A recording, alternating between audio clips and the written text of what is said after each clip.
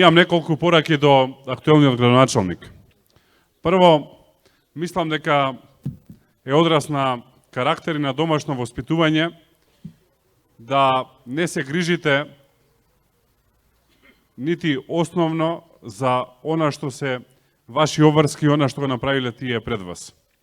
Имено во Дојран пропаѓаат и убаво уредените плажи и патеката околу езерото. Во Дојран езерото зависи само од Господ и од природата. Не функционира или нередовно функционира системот кој што треба да го одржува Дојранското езеро, со разни образложенија за цената на електричната енергија и така натака.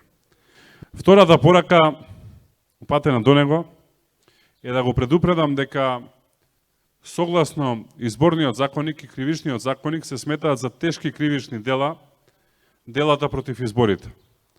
А слушам дека се изамбицирал, трнал ред притисоци да прави и ред подкуп да нуди. Да му кажам дека тие кривични дела не застаруваат, за нив се одговара, казните се големи. Третата работа која што сакам да ја порачам е дека многу внимателно ја следиме неговата работа. Иако општината на прв поглед изгледа мала, заради езерото е исклучително атрактивна.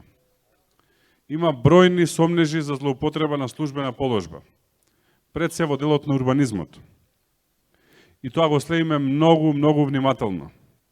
И сето тоа ќе биде внимателно истражено, затоа што никој не смее да се богати на ваш грб, никој не смее да се богати на грб на граѓаните.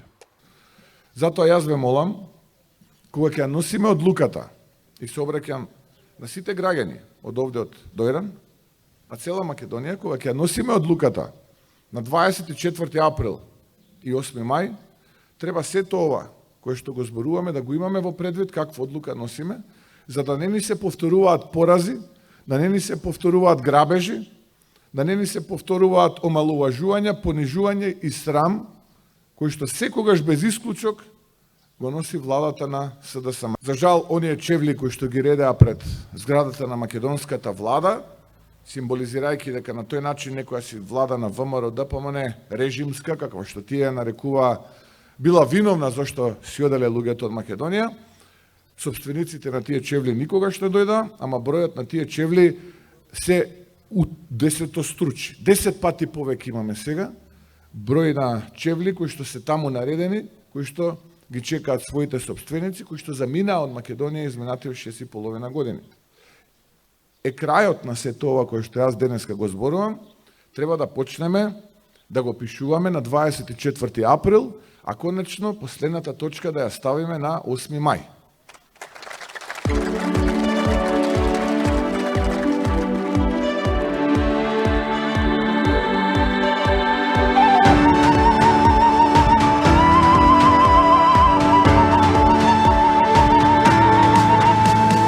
Ти на овој крстопат што си